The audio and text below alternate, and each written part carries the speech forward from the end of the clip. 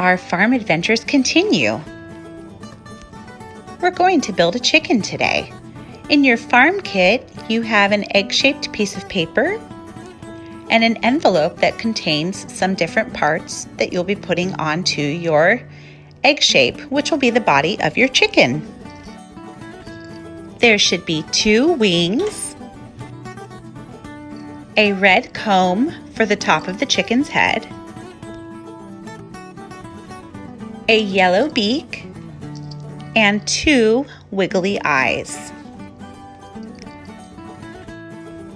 You also have a little container of glue. You can use your child's sponge brush to apply the glue to the paper. Although this project has an outcome of a little chicken body, we really want to focus on the process of the project. It's important for your child to experiment with the materials and be creative.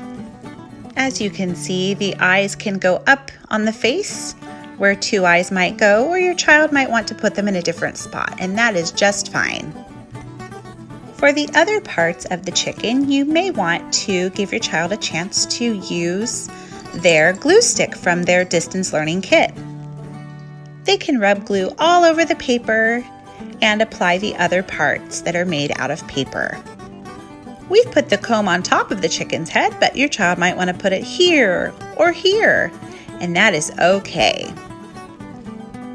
Again, we're just focusing on supporting some fine motor skills and giving your child a chance to try different materials.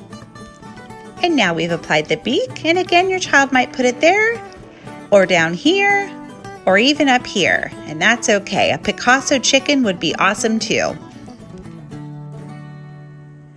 And last, we're going to put on 2 chicken wings.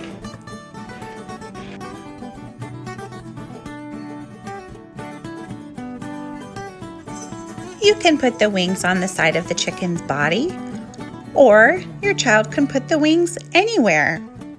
Again, we're just practicing using these materials, picking up papers, and sticking things together.